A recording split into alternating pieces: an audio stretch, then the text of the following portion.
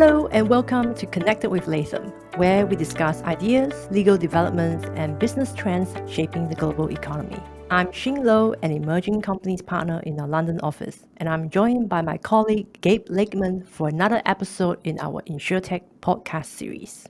For those who joined us last time, you will remember Gabe is one of our fintech regulatory experts. Great to be here again. So we're going to dive straight in. In our last episode, we discussed some of the key trends in Insurtech, and we briefly touched on the regulatory aspects of Insurtech. Given that Insurtech and regulation come hand in hand, we have seen a number of startups successfully obtaining FCA authorization. And as such, we thought we would devote an episode to discussing what a startup should do when they are authorized and regulated by the FCA. Thanks, Xing. I thought we could start by taking a step back and thinking back to the application process that a startup will have been through in order to get regulated. I mean, as you know, the FCA has been increasingly focused on applicants being, sort of in the FCA's words, ready, willing and organised to provide services, sort of even at the time of submission of an application. Now, we typically work with our clients to reach a pragmatic and workable approach here, as it can be disproportionate to expect startups to have everything in place at the time of submission. Just to give you an example of this, the regulators understandably focused on firms having sufficient personnel at an early stage in the licensing process. However, for a resource-pressured startup, it can be challenging to employ full-time senior individuals who only have pretty limited roles pre-authorization. And so these kinds of issues can require some negotiation with the FCA, which we typically help navigate. And against this background, once you become authorized, I think it's the right time to take stock. Applicants should have a pretty clear idea of where they've got to with their discussions with the FCA. And so it's important to ensure that the startup is implementing everything which is committed to do during the application process. So this might mean sort of expanding local presence or ramping up staff commitments. Well, as a non-reg lawyer thinking about this from a startup point of view, most startups are continuously evolving. Some may pivot their business model and so on. How much scope is there for them to deviate from their application? That's a great question. I mean, clearly, for any regulated firm, startups need to comply with FCA requirements. But I think there is a bit of a difference from when you have your license in hand to compared with when you're engaged in active dialogue with the FCA during the application process. I mean, this difference can cut both ways. On the one hand, a firm might feel it has a bit more flexibility in developing its own approach to complying with regulatory requirements. But on the other hand, it's important to justify the approach being taken if questions ever arose in the future, and they often do. I think it's also important to bear in mind that regulatory compliance isn't just a snapshot affair. I mean, the UK rulebook is continually evolving. We saw that last time when we discussed the impact of the incoming consumer duty. And so firms need to have plans for dealing with regulatory change and ensuring they're keeping up to date with new requirements as they come in. Gabe, do you agree there is a cultural clash once a startup becomes regulated? Startups are generally fast and loose. Yeah, agreed. And I think that can be a point of tension. The example you might have is founders used to running matters in a relatively informal way, suddenly having to deal with challenge from compliance officers and senior managers who will be subject to their own regulatory obligations. I mean, having said that, I think a lot of these kinds of cultural points would arise for any startup as it's naturally growing. What works for a small and lean organization can be a bit different from what works for a more established business. So I think when this works well, it can be a positive thing and can set the startup up for continuing growth. I'm just thinking about it from an investment perspective. So having an FCA authorization does make the startup more attractive.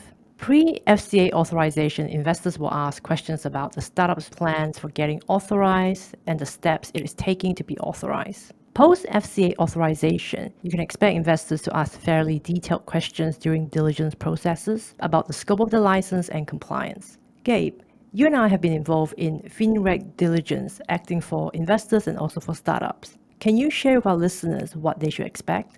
Yeah, I mean, I think this really depends on how far along the path the startup is. We do see early investors still taking a high level or a red flags approach to diligence. But I think at a minimum, you should expect to be asked about your licensing profile. You should be able to explain how this is appropriate for your product and service offering and be able to provide and explain material correspondence with regulatory authorities. In terms of highlighting a key issue, which sometimes comes up, and I think we've both seen it in a number of deals, is with cross-border provision of services. I mean, just because a firm's got its license license in one jurisdiction doesn't mean it's licensed to provide services outside that jurisdiction. But we've both seen examples of startups in growth mode obtaining their UK license and then subsequently onboarding customers overseas. And I think this is a particular issue in the fintech space, given app and web-based delivery models for service provision. And it's not always a red flag, but it would prompt further questions. And I think it highlights that it's important for fintechs to consider their expansion plans and global licensing profile early. So before a regulated company takes on any investment, they should be mindful of change of control notification or approval triggers. Gabe, please correct me if I'm wrong. I think the equity threshold to be mindful of is 10%.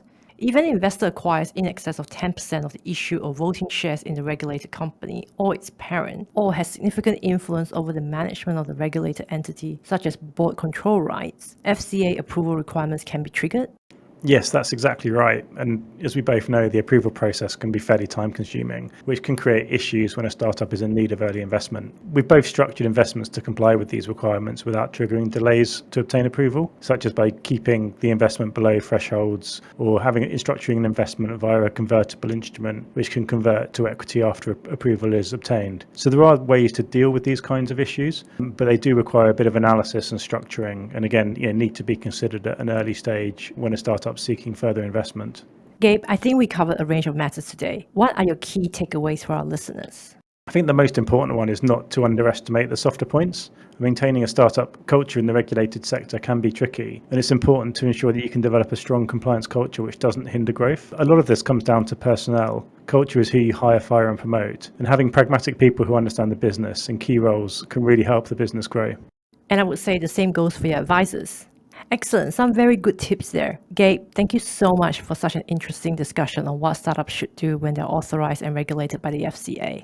Thank you. To our listeners, thank you for joining us for this episode of Connected with Latham. Please do stay tuned for our next episode. You can subscribe and listen to new and archived episodes of Latham's podcast on lw.com, Apple Podcasts, Google Podcasts, Spotify, or wherever you normally get your podcasts.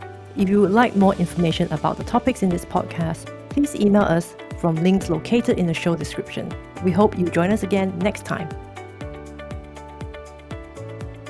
This podcast is provided as a service of Latham & Watkins LLP. Listening to this podcast does not create an attorney-client relationship between you and Latham & Watkins LLP, and you should not send confidential information to Latham & Watkins LLP. While we make every effort to assure that the content of this podcast is accurate, comprehensive, and current, we do not warrant or guarantee any of those things. And you may not rely on this podcast as a substitute for legal research and/or consulting a qualified attorney. Listening to this podcast is not a substitute for engaging a lawyer to advise you on your individual needs. Should you require legal advice on the issues covered in this podcast, please consult a qualified attorney. Under New York's Code of Professional Responsibility, portions of this communication contain attorney advertising. Prior results do not guarantee a similar outcome. Results depend upon a variety of factors unique to each representation. Please direct all inquiries regarding the conduct of Latham & Watkins attorneys under the New York's disciplinary rules to Latham & Watkins LLP, 1271 Avenue of the Americas, New York, New York, 10020. Phone number 1-212-906-1200.